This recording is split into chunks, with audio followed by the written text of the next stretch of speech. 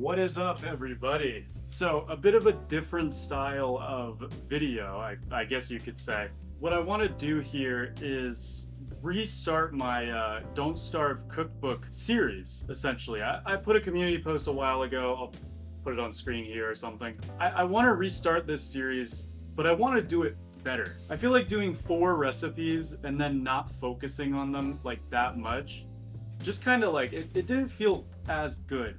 So from here on out, what I want to do is I want to do each recipe individually, give them their own video. I'm going to structure it kind of like an actual in-game guide. So this video, how I want to structure it is the beginning of the video. Obviously you have this little intro, but this won't be for every single cookbook guide. But for the beginning of this video, I'm going to talk about pierogies inside of Don't Starve. So like I'll do a pierogi guide, what's the best way to make them, what they do, what their stat bonus is, if they have any special effects, the best recipe for them. And then after that, after we do the in-game segment, I want to move on to the real life segment, and that's where you'll see me actually cooking the pierogies and taste testing them. I want to do this with every single recipe in the game. That's right. But anyways, hope you guys enjoy this video. Let's make some pierogies. But first, let's learn what pierogies do inside of Don't Starve.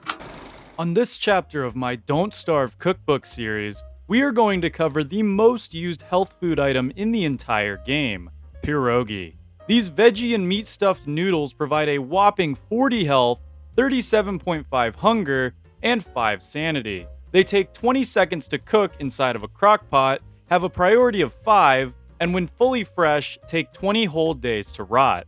This is one of the many dishes that appear in both Don't Starve and Don't Starve together. And if you are playing in the Hamlet DLC, pierogies can be purchased for 10 oinks each at the deli. And they even take on a festive appearance during the Pig Fiesta, resembling an Asian-style steamed dumpling instead of the classic Polish look that is used for the rest of the time. So how exactly do you make this miraculous health bomb? Well, it's actually fairly simple. Pierogies require 1 egg, 1 meat, and 1 full vegetable, and then the filler can be anything except for inedibles. One of the most efficient recipes for pierogi is as follows: 1 egg, 1 monster meat, 1 farm veggie, and 1 ice. Although if you are playing in Don't Starve together, it's better to replace that carrot and ice with either kelp or stone fruit, as both are far more abundant. Be careful not to use 2 monster meat in the recipe, as that will result in monster lasagna, which is not as healthy, unfortunately. Pierogies are an amazing food to bring along for boss battles, as the 40 health they restore is certainly nothing to scoff at, and if you stock up on enough of these bad boys, you can basically stay alive forever. The only issue with pierogies is their setup. Now, admittedly, it is far easier to set up a pierogi factory in Don't Starve together, as 1 trip to Lunar Island will cover your veggie needs completely. Then all you need is a caged bird and some monster meat. Feeding monster meat to your bird will yield you eggs. Then, boom, easy pierogies. But what about in Don't Starve, where Lunar Island doesn't exist and farming is absolutely F tier? Honestly, there are better health dishes out there, and while pierogies are great, I would probably pass on them in the single player version of the game. Luckily, combat there is more tuned to a solo experience, so healing isn't as necessary. This probably won't come as a surprise to those of you watching, but pierogies are actually not a Don't Starve exclusive dish. Pierogies are a dish with Slavic origins, or for those of you who don't know what that means, basically it originated, or at least its name originated, from this area right here. But according to the Pierogi Wikipedia, the actual origins of the dish are quite unknown, though it is suspected that they are just a rebranded dumplings, which, let's face it, they kind of are. Now, most real-life pierogies are prepared with a simple combination of potato mash and cheese inside of a dough pocket. And if you ever buy frozen pierogies from the store, that is the most common form you will see. However, pierogies can have a plethora of fillings. For example, you could add onions, cabbage, sauerkraut, mushrooms, or, you guessed it, meat, and it would still be a pierogi. So I'm sure you know what time it is now. Let's get to the kitchen and try to cook up this doughy treat.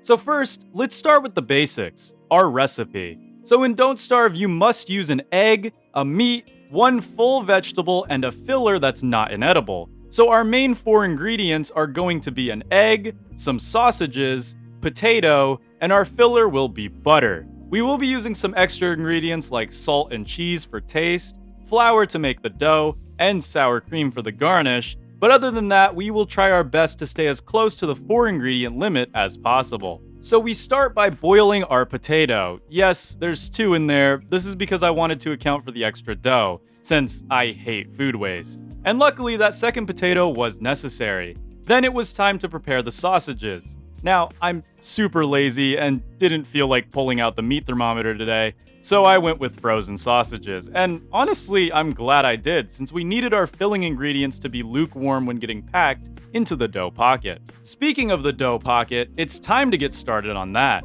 I decided to use 2 full cups of flour, 3 tablespoons of butter, half a cup of water, and an egg to make the dough. I also add some salt to the flour to give it some extra oomph.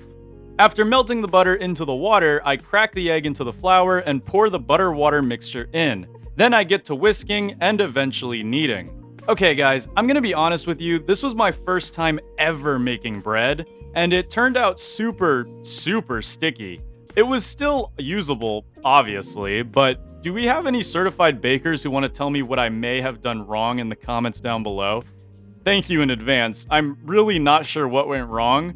Luckily, despite being super sticky, I eventually tamed it with some extra flour, then rolled the dough into a nice sheet. Now it's time to cut out the pierogi pockets. Sure, you could use a fancy cutter to do that, or just use a standard glass. It gets the job done just the same. Now that the dough is done, it's time to prepare our filling. In a bowl, I combined some shredded cheese, the 2 potatoes, and as many sausages as I could fit. Then I mashed like my life depended on it, and was left with this strange concoction. Trust me, it smelled way better than it looked. Now it was just a matter of creating the pierogis, and yeah, okay, my pocketing skills could use some work, but come on guys, for a first attempt, this is pretty darn good, right? Now it's time to repeat the process until all the dough or filling is used up. So what's next? Time to bring that pot of water back out because it's time to boil these bad boys. A little fun fact for those of you who also want to make homemade pierogis, they will actually sink at first, then when they are done cooking, they will float, which is super convenient and allows you to cook without the need of a timer. Pretty awesome. Technically, once you scoop them out of the water, they can be ready to eat. However, they won't be very pleasant. Let's fry them in some butter and see if we can make them look and taste much better.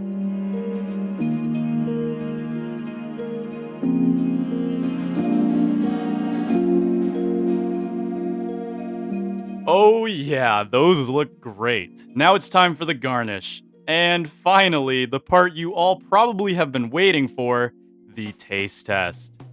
Alright, so it's time to eat the pierogis. I don't know if it's going to be in the thumbnail or not. If it's in the thumbnail, then you guys have already seen what they look like. If not, then this is the grand reveal.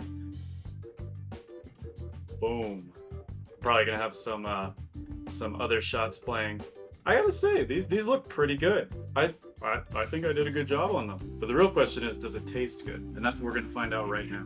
So let's go for this one right here. This is like the crispiest one. I'm gonna spread the sour cream garnish we have over them real quick. There we go. Get a nice good cut. Nice big cross section there. Don't know if you can see that well, but looks pretty good. Let's see.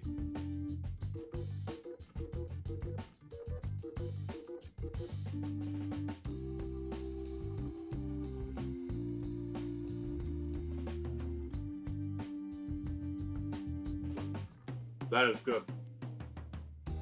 It's a bit doughier than what you would get at like a supermarket, but I think that's because of the way I made the dough. So I think I made the dough a little too thick. Yeah, I got dough all over my shirt and everything. The sausage is actually really good. I've never had meat in a pierogi before, but that is really good. I very much enjoy that.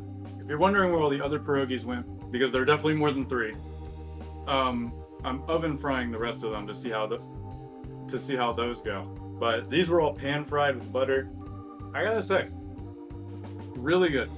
Do I feel like this is healthy? Not really. Not with all the butter, but I feel like if I fried them with oil, it would have been healthy and more lore accurate.